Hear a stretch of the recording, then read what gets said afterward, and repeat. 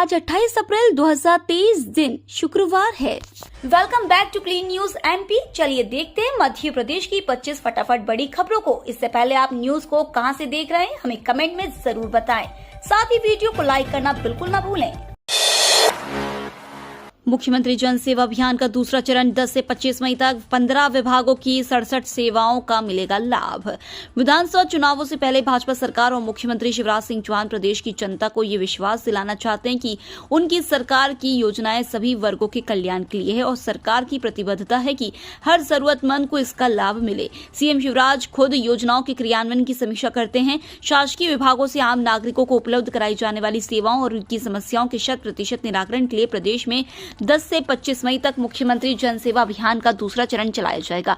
अभियान का प्रथम चरण केंद्र और राज्य सरकार की योजनाओं में 100% सैचुरेशन प्राप्त करने के लिए चलाया गया था। इसमें प्रदेश भर में 83 लाख से अधिक पात्र हितग्राही लाभान्वित हुए थे।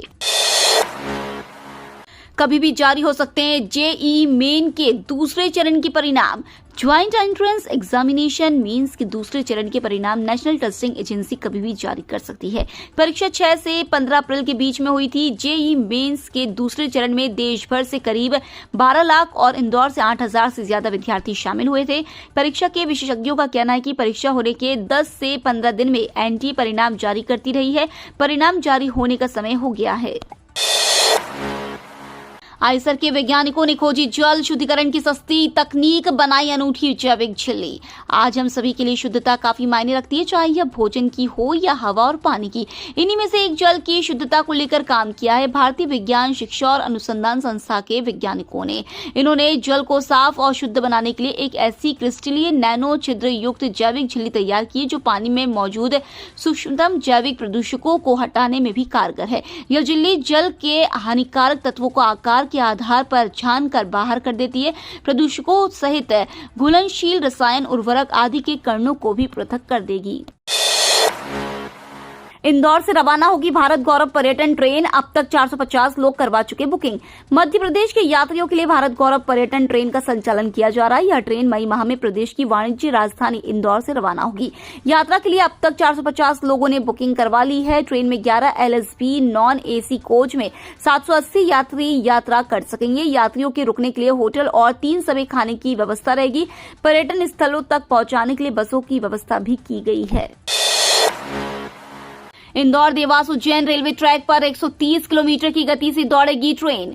रेलवे बोर्ड द्वारा रेल लाइनों को अपग्रेड किया जा रहा है ताकि ट्रेनों की गति को बढ़ाया जा सके। दिल्ली मुंबई के बीच वर्तमान में ट्रेनों की गति 130 किलोमीटर प्रति घंटा है। इसे 160 किलोमीटर प्रति घंटा किया जाना है। इसके लिए सबसे पहले रतलाम नागदा रेलखंड को तैयार किया जा रहा है। रेल लाइन के दोनों तरफ दीवार भी बनाई जाएगी ताकि जानवरों को लाइन पर आने से रोका जा सके। इसके अलावा इंदौर उज्जैन और इंदौर रतलाम रेल रूट पर भी 130 किलोमीटर प्रति घंटा की गति से ट्रेनें दौड़ेंगी। इन दोनों रेल रूटों का दोहरीकरण किया जाएगा। मांग घटी फिर भी 10 रुपए यूनिट खरीदी बिजली। प्रदेश में मौसम बदलने से बिजली की मांग एकाएक कम हो गई है। घर में एसी कूलर बंद हो गए जिस वजह से 8,000 मेगावाट के आसपास मांग पहुंच गई। इतनी कम मांग होने के बावजूद प्रदेश को 10 रुपए प्रति यूनिट की दर से बिजली खरीदनी पड़ी। इसकी वजह शेड्यूल बिजली नहीं उपलब्ध हो पाना था। महंगी बिजली क्रय करने से नुकसान उपभोक्ताओं का हुआ है क्योंकि बिजली महंगी लेने पर उसका भार आखिरकार आम उपभोक्ता को महंगी बिजली खरीदकर उठाना होगा।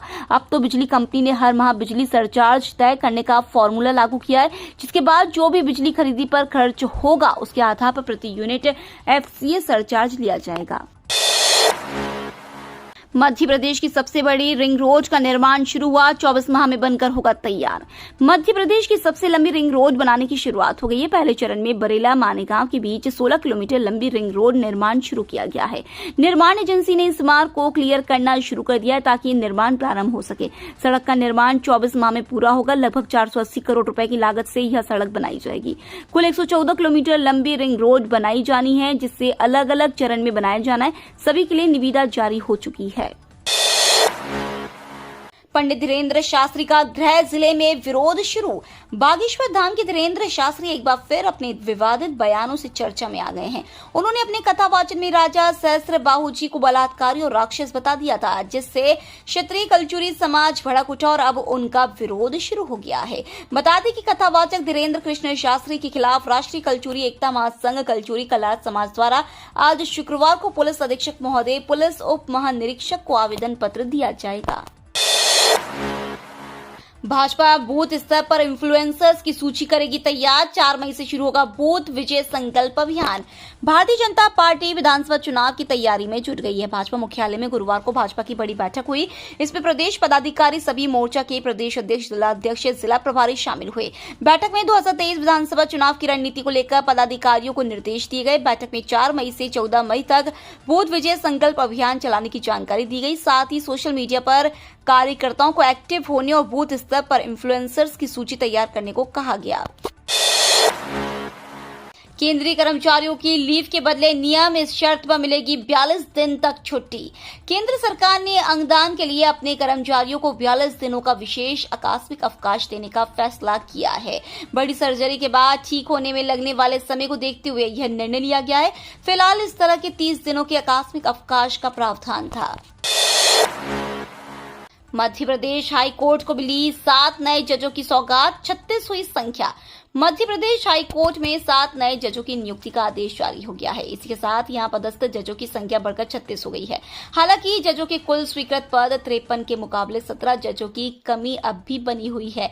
भारत सरकार के विधि एवं न्यायिक विभाग ने उच्च न्यायिक सेवा के जिन 7 न्यायिक अधिकारियों को हाईकोर्ट जज नियुक्त किया है, उनमें डीजे रतलाम अनुराधा शुक्ला, डीजे छतरपुर हृदय, डीजे ग्वालियर प्रेम नारायण सिंह, डीजे विदिशा अचल कुमार पालीवाल, डीजे धार अभिनंदन Kumar Singh, secretary general supreme court Sanjeev Kalgaonkar व रूपेश चंद्र वार्ष्णेय शामिल है। दमोह उपचुनाव में पार्टी से निलंबित किए गए सिद्धार्थ मलैया फिर भाजपा में शामिल। वर्ष 2021 में दमोह उपचुनाव के दौरान पार्टी विरोधी गतिविधियों के कारण 6 वर्ष के लिए निलंबित किए गए सिद्धार्थ मलैया की 2 वर्ष में ही भाजपा में वापसी हो गई। मुख्यमंत्री शिवराज सिंह चौहान की उपस्थिति में गुरुवार को सिद्धार्थ को फिर से पार्टी की सदस्यता दी गई। सिद्धार्थ पूर्व मंत्री जयंत मलैया के बेटे हैं। उनके साथ मनीष तिवारी, अभिलाष हजारी, अजय सिंह, संतोष रोहित और देवेंद्र राजपूत ने भी फिर से पार्टी की सदस्यता ग्रहण की। ये सभी नेता मंडल अध्यक्ष थे और इन्हें भी सिद्धार्थ मलैया के साथ उपचुनाव में पार्टी विरोधी कार्यों के चलते बाहर किया गया था। मन की बात के 100वें एपिसोड के प्रसारण अवसर पर मध्य प्रदेश के राजभवन में विशेष कार्यक्रम। प्रधानमंत्री नरेंद्र मोदी द्वारा आकाशवाणी के रेडियो कार्यक्रम मन की बात के 100वें एपिसोड के प्रसारण अवसर पर मध्य प्रदेश के राजभवन में विशेष स्क्रीनिंग कार्यक्रम का आयोजन किया जा रहा है। 30 अप्रैल 2023 को आयोजित इस कार्यक्रम में मध्य प्रदेश के वे होनहार नागरिक जिनका की उल्लेख प्रधानमंत्री ने मन की बात कार्यक्रम में विभिन्न एपिसोड में किया, उनको विशेष रूप से आमंत्रित किया जाएगा। इनके अलावा इस कार्यक्रम में मध्य प्रदेश के पद्म पुरस्कार विजेताओं सहित विभिन्न गणमान्य नागरिक भी आमंत्रित किए जा रहे हैं।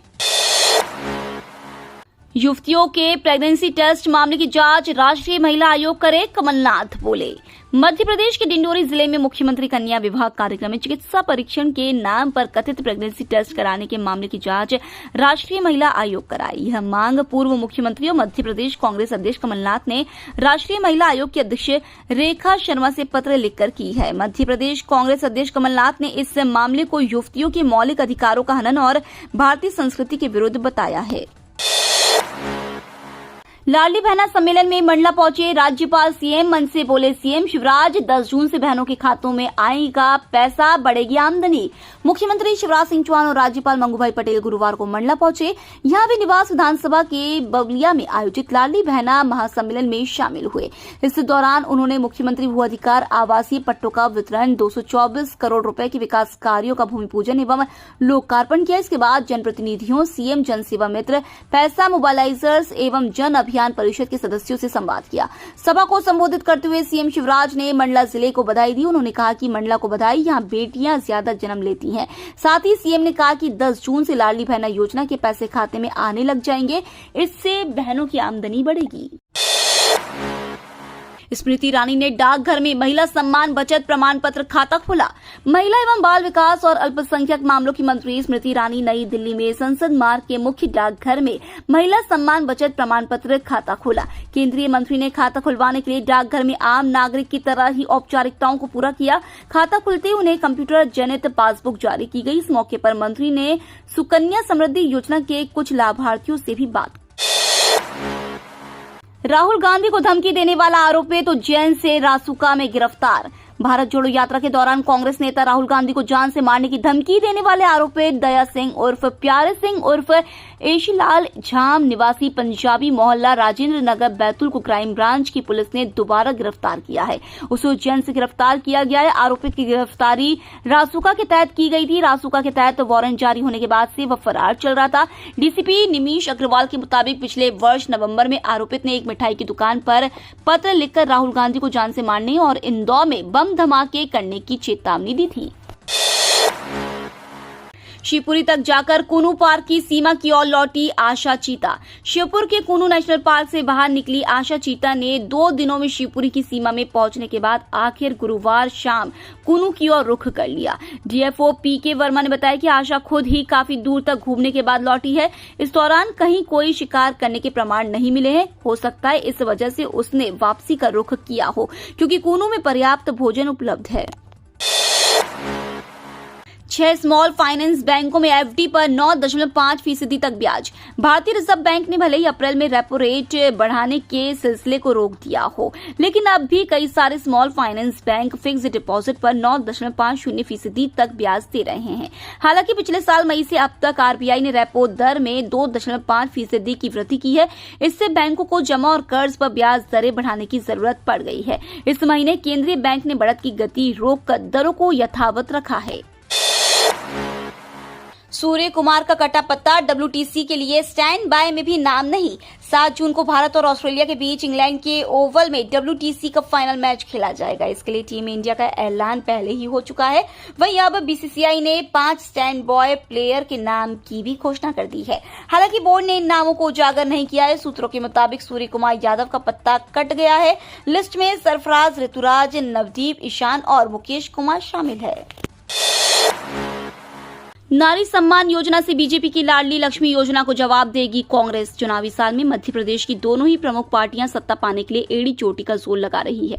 इस चुनावी जंग में जहां बीजेपी डाल तो वहीं कांग्रेस बात की कहावत को चरितार्थ करती नजर आ रही है। चुनावी साल में सत्ताधारी दल भारतीय जनता पार्टी ने लाडली बहना योजना का मास्टर स्ट्रोक लगाया है। वहीं कांग्रेस इसका जवाब नारी सम्मान योजना से देने जा रही है। बता दें, चुनावी साल में मध्य प्रदेश की शिवराज सिंह चौहान सरकार ने लाडली लक्ष्मी योजना के माध्यम से कांग्रेस को चुनावी जंग में परास्त करने का प्लान बनाया है। इंदौर अब क्लीन सिटी के साथ ग्रीन सिटी, सोलर सिटी और डिजिटल सिटी बनेगा। नगर निगम का बजट सम्मेलन में महापौर पुष्यमित्र भार्गव ने अपना पहला बजट पेश किया। निगम का बजट पेपरलेस था, यानी कागज पर छपी बजट की प्रति पार्षदों को उपलब्ध कराने के बजाय उन्हें पेन ड्राइव में बजट उपलब्ध कराया गया। महापौर पुष्यमित्र भार्गव ने बजट पेश करते हुए कहा कि हर विधानसभा क्षेत्र में निःशुल्क शव वाहन चलाने के प्राविधान किया गया है। इंदौर गौरव दिवस मनाने के लिए 1 करोड़ का बजट रखा गया है। बसों में दिव्यांगों के सफर करने के लिए पास में सब्सिडी के लिए 20 करोड़ 5 लाख का प्राविधान किया गया है। हॉकर जोन बनाने के लिए 12 करोड़ का प्राविधान किया गया है। 10 चलित स्मार्ट टॉयलेट बनाए जाएंगे। चिड़ियाघर से अंडर वाटर एक्वेरियम बनाया जाएगा। कर्मचारियों के लिए अच्छी खबर, डीए वृद्धि सहित मिलेगा प्रमोशन, जल्द शुरू होगी प्रक्रिया, मिलेगा लाभ। राज्य के कर्मचारियों के लिए बड़ी खबर है। दरअसल उन्हें प्रमोशन का लाभ दिया जाना है। माना जा रहा है कि विधानसभा चुनाव से पहले राज्य सरकार अधिकारी कर्मचारियों को पदोन्नति का लाभ दे सकती है। इसके लिए उच्च स्तर पर विचार शुरू कर दिया गया है। उम्मीद जताई जा रही है कि जुलाई से सितंबर तक के बीच अधिकारी कर्मचारियों को पदोन्नति का लाभ दिया जाएगा। दरअसल साल के अंत में मध्य प्रदेश में विधानसभा चुनाव होने, इससे पहले राज्य सरकार अधिकारी कर्मचारियों की नाराजगी को दूर करने की कोशिश कर सकती है। उच्च स्तर पर प्रमोशन की प्रक्रिया शुरू करने पर विचार किया जा रहा है। सरकार बीच का रास्ता निकालकर अधिकारी कर्मचारियों को पदोन्नति दे सकती है। जुलाई से सितंबर महीने में पदोन्नति देने की शुरुआत की जा सकती है। रूस से सस्ता तेल तो खरीद रहा भारत, लेकिन हो गया ये बड़ा घाटा। अमेरिका समेत पश्चिमी देशों की ओर से लगाए गए आर्थिक प्रतिबंध का सामना कर रहा रूस भारत को रियायती कीमतों पर तेल निर्यात कर रहा है। भारत भी अमेरिकी चेतावनी और आर्थिक प्रतिबंधों को नजरअंदाज करते हुए भारी मात्रा में रूसी तेल आयात कर रहा है। भारत का कहना है कि जहां से भी उसे रियायती कीमतों पर तेल मिलेगा वहां से वह खरीदेगा। सस्ता तेल खरीदने की वजह से भारत का रूस के साथ व्यापार तो बढ़ा है, लेकिन यह भारत के पक्ष में नहीं है। दरअसल रूस के साथ भारत का व्यापार घाटा 7 गुना बढ़कर 34.79 अरब डॉलर हो गया है। किसी भी देश के लिए व्यापार संतुलन होना बहुत जरूरी है, यानी सभी देशों की यह कोशिश होती है कि अन्य देशों के साथ उसका व्यापार घाटा कम से कम हो। मौसम का बिगड़ा मिजाज, प्रदेश के 10 जिलों में बारिश, ओलावृष्टि का ऑरेंज अलर्ट। अलग अलग स्थानों पर 4 मौसम प्रणालियां सक्रिय है। बंगाल की खाड़ी और अरब सागर से लगातार मिल रही नमी के कारण मध्य प्रदेश के सभी संभागों में बादल छा गए हैं। तेज हवाएं चल रही हैं और प्रदेश के कुछ हिस्सों में रुक रुक कर वर्षा हो रही है। मौसम विभाग के मुताबिक पिछले 24 घंटों के दौरान प्रदेश के सागर, जबलपुर, शहडोल, भोपाल एवं नर्मदापुरम संभागों के जिलों में अनेक स्थानों पर एवं उज्जैन, इंदौर व रीवा संभागों के जिलों में कुछ स्थानों पर और ग्वालियर संभाग के जिलों में कहीं कहीं वर्षा दर्ज की गई। मौसम वैज्ञानिकों के मुताबिक अभी 3-4 दिन तक मौसम का मिजाज यूं ही बना रहेगा। ये तो थी आज की 25 फटाफट बड़ी खबरें। अगर आपको न्यूज पसंद आई हो तो चैनल को सब्सक्राइब करना ना भूले। धन्यवाद।